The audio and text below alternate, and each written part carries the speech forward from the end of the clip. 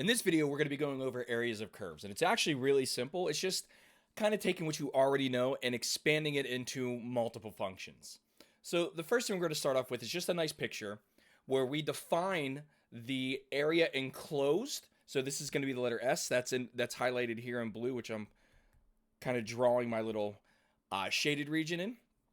This area is defined as x comma y, such that x is in between a and b, y is in between g of x and f of x.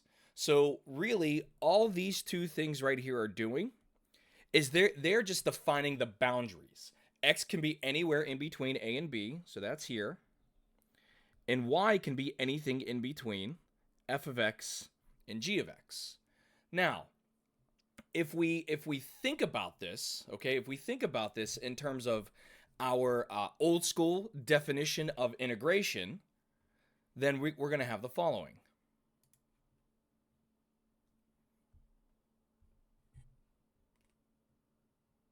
Here we go. Oh, that's not what I wanted. There it is. Okay, so I'm sorry about that. So like I said, when we think about this in terms of our old school definition of integration, we're going to have the area is going to equal the limit as n goes to infinity of the summation of I equals 1 to n of f of xi star minus g of xi star delta x. In other words, we can take that representative slice, all right, and just extrapolate this over an infinite amount of the summation of all these little slices. And that leads us into the definition that we really like, we're more accustomed to now since we've been doing integration for so long, which is area is going to equal the integration from a to b of f of x minus g of x dx. In other words, okay, we are still finding the area under the curve. It's just everything up until this point right here, you've been finding the area under the curve, and I'm just going to draw this picture real fast. You've been finding like this total area that extends from the x-axis to the very top of the function, okay? That's why the height of this representative sample, that little rectangle that we would always draw, it was always f of x. Okay, that's the height of it. Now, this g of x function right here, this g of x function needs to be taken into account now, because it's actually, up until this point right here, it's underneath the x-axis. But then over here, it's actually separating the function from the x-axis itself. So now we're going to take that into consideration, and that's why we have this basic definition right here.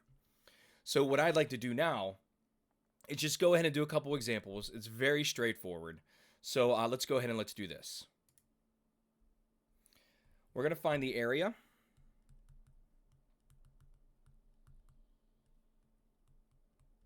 between f of x equals 9 minus x squared and g of x, which equals x plus 1, from -1, from x equals -1 to x equals 2. Okay?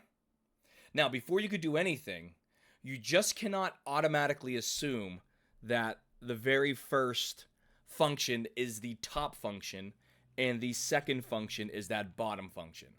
It's going to work out nicely in this example, but like I said, you cannot automatically assume that at all times. So the best thing to do is to get out a graphing calculator. Now, the one that I love to use is Desmos. So the website is right here, www.desmos.com. And I just go ahead and I will type these in.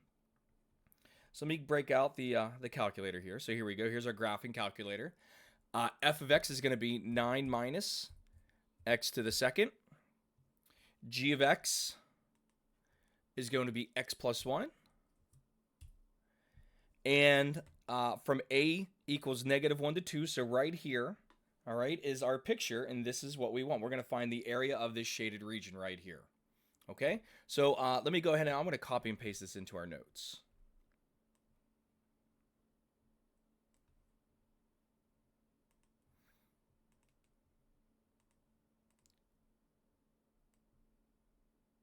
All right, yeah, that looks really, really nice. Now, the thing to remember is you always want to label. So this top function here is definitely 9 minus x squared. So that's going to be f of x. Right here, the linear line, that's redundant, is g of x equals x plus 1.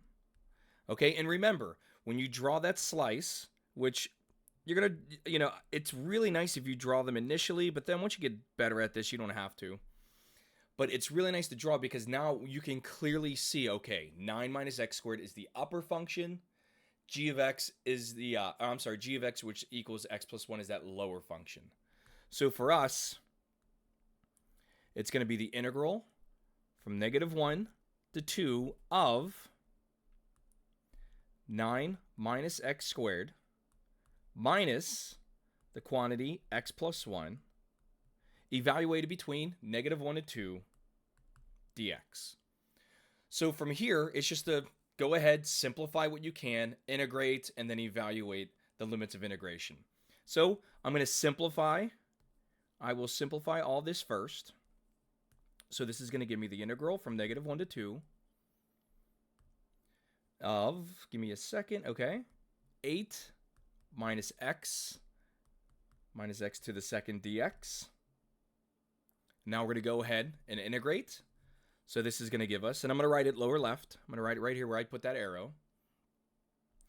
We're going to get 8x minus x to the second over 2 minus x to the third over 3.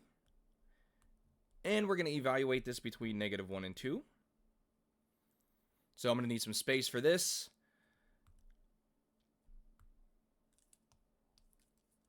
We're going to get 8. Actually, let me put a bracket here so it looks prettier. There we go. So we're going to get 8 times 2 minus 2 to the second over 2 minus 2 to the third over 3. So there's my upper limit. And we're going to do the same for the lower limit. 8 times negative 1 minus negative 1 squared over 2 minus negative 1 to the third over 3. Simplifying this down a little bit further, we get 16 minus 2 minus 8 over 3. For the first quantity, the second quantity is going to give us negative 8 minus 1/2 plus 1/3. And finally, when you group everything together, this is just going to be 39 over 2 for the area of the shaded region. And this shaded region, if we think about it in terms of that definition, is going to be the letter S. So we get 39 over 2. Now, in this next example, I'm going to change it up a little bit, but I really want you to understand what's happening. Remember, I'm going to scroll up all the way up here. This is everything that we're concerned with for this first section. Is this picture and then applying this definition right here. Some of you may have had me before in class, and then others, this may be your first time. The key to studying mathematics is to not do an infinite amount of homework problems. The key to studying mathematics is to take the definition, which is nothing more. This is the finding the area between two curves. This is what we're doing. You understand this definition and how it applies to, let's say, a visualization of what's happening. And then from there, you use your math techniques to simplify it. That's it. That's what this entire first section is all about this. So this next example, like I said, I'm going to switch it up a little bit. But you're going to see how it works out nicely. So here, we want to find the area between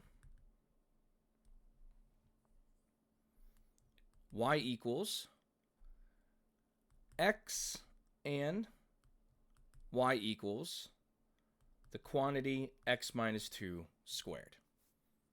All right? Now,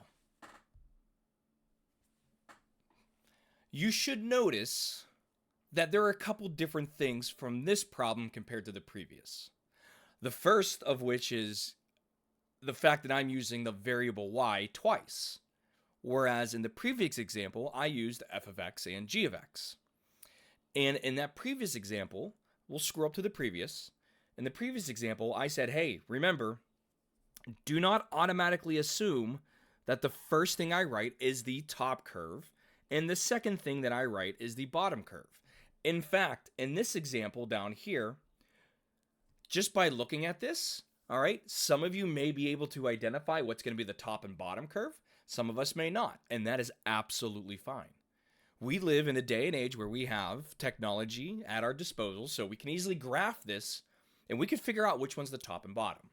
So that's the first thing, is remember, understanding f of x minus g of x, or if you want to even generalize it even further, the integral from a to b of top minus bottom dx. I mean, you could even generalize it like that, and that's fine, all right? So that's the first difference from this problem compared to the previous. The second, I didn't tell you where x is bounded by. And what I mean by that is this. I told you in the first example, x is bounded between -1 and 2. And when I mean bounded, I'm going to scroll all the way back up. I'm really sorry that I'm scrolling a lot, but I really want you to see this. Right here is the boundaries for x. We already know the boundaries for y. The boundaries for y are going to be x and the quantity x minus 2 squared. We just got to figure out which one is which. I told you nothing about x. So what I think we should do first, all right, is I think let's just go ahead and let's graph these two functions and let's figure out which one's top and bottom. All right, we'll worry about the limits of integration, or we'll worry about where x is bounded second. So let's go ahead. Let's go back into our graph. All right, we're just going to get rid of this. We'll get rid of this. And we're going to say f of x, which is y, equals x. And the other y is going to be the quantity, x minus 2 squared. All right. Now, we don't have to worry about a and b yet. I know a right here says -1 and b here says -2. All right. But that's not what I want. We don't know what those limits of integration are yet. We just want to know what's top and what's bottom. And according to what we have right here, and you can see this on the left-hand side, the orange line is going to be the top. So we got x up top, and then the quantity x minus 2 squared is the bottom graph, all right? Or the bottom curve. So I know which one's top and which one's bottom. And I'm just going to go ahead and make notes of that. So this is top, and this is bottom. But now I got to worry about what are my limits of integration. Now, if you were using Desmos, life is easy right now. And the reason why I say that is because when you use Desmos, I want the area bounded between these 2 points. So I want this point right here. All right, so it's kind of hard to see, but I want this point right here. And then if you look in the upper right-hand corner, I want this point right here. All right, that's the area that I want. So the question becomes, how do you find them? So it's actually a lot easier than you think. All right, let's go ahead and let's create a new graph. Oops, I didn't want to do that. All right, here we go. This is what I wanted to do. So we're going to do y equals x. Y equals the quantity x minus 2. Oops. X minus 2 squared. All right, and like I said, if you're using Desmos, life is going to be fantastic for you. And the reason why I say that is, with Desmos, you can literally click here, and then you can click here. And notice that those are the points x equals 1 and x equals 4. So I'm going to go ahead and copy and paste this into our notes.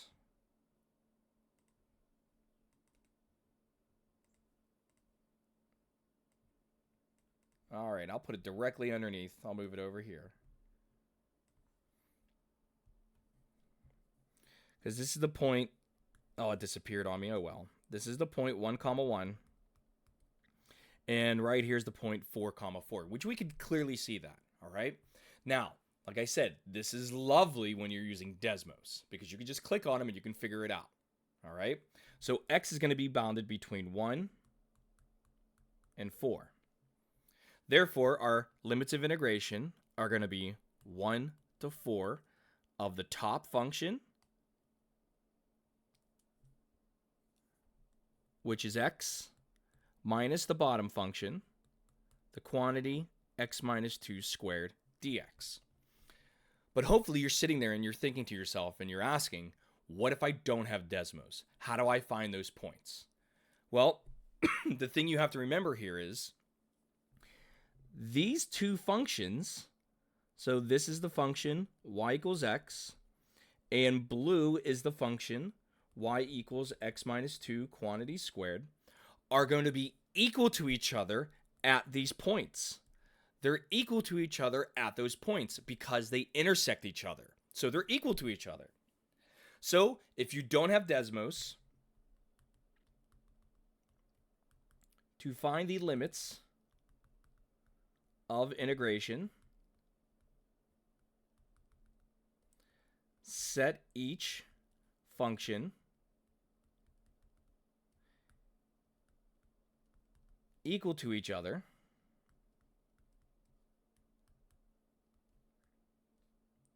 and solve. That's it. So we're going to do exactly that. And I'm going to demonstrate to you that x is equal to 1 and x is equal to 4.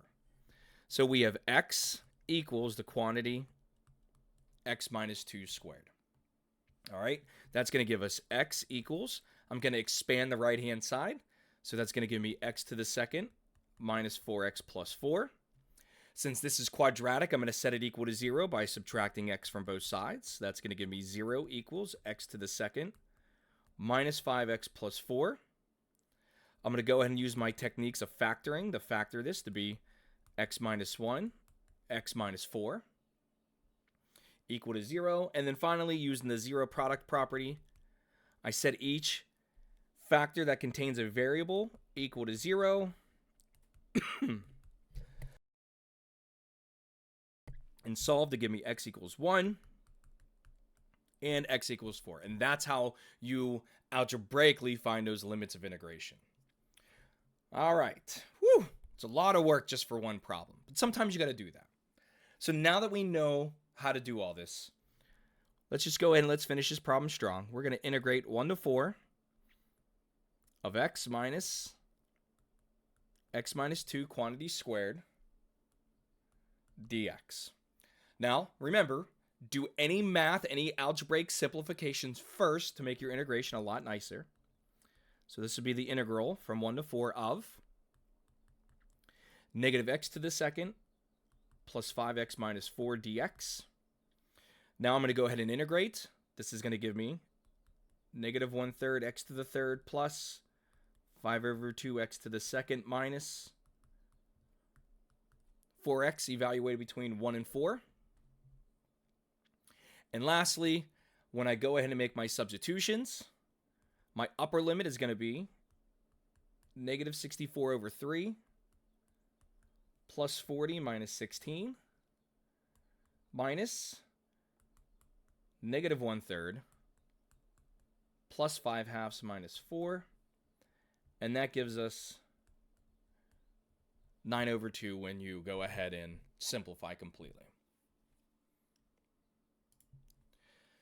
Now, I do want to show you something that I don't know if many of you are familiar with this, okay? But I'd like to show you this. What I'm going to do here is I'm going to take the same exact problem, all right?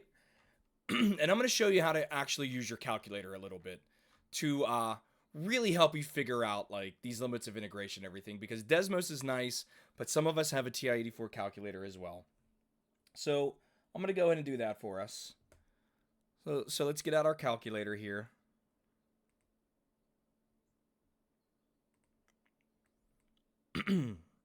All right. So I'm going to go to y equals first, and we're going to go ahead and type in each one of the functions. Now remember, we have y equals x,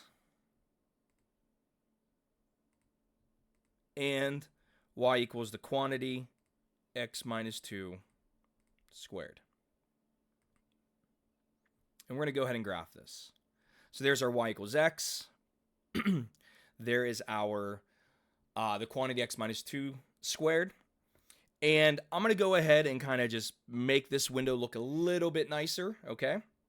Because although it looks pretty good, I just want to make it look a little bit nicer. So we're going to go to Window. We're going to change our x min. We're going to make it 0. We're going to make our x max 6. And we're going to leave all this the same. Just hit graph again. So there's y equals x. All right.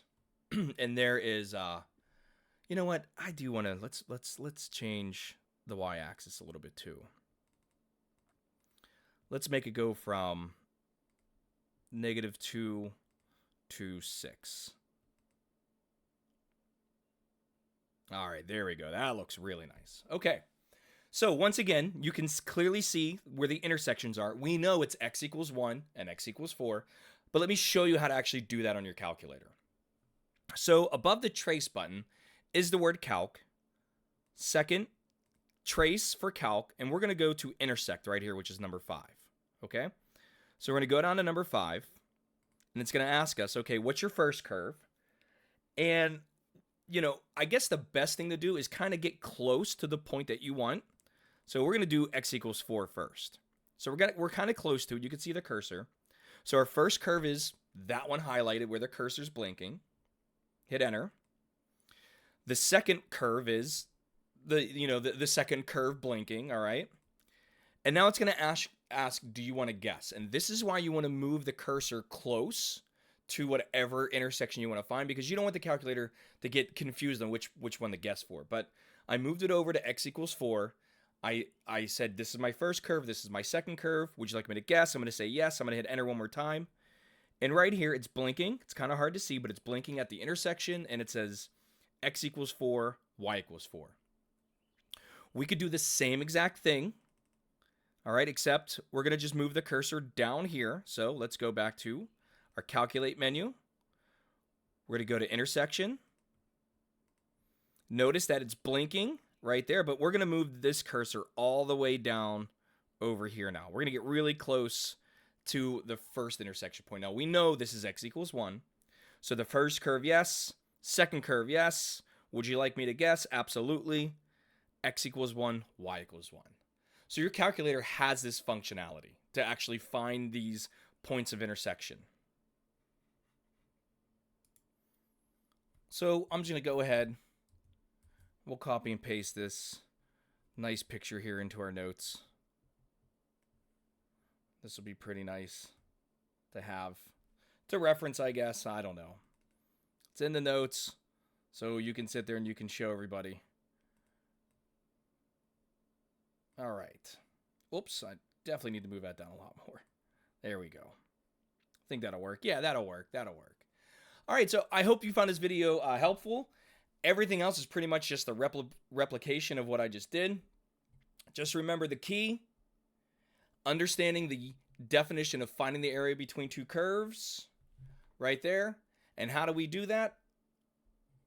We graph, and then we find what x and y, or we understand how x and y are bounded between their limits. And that's it. So see you in the next one.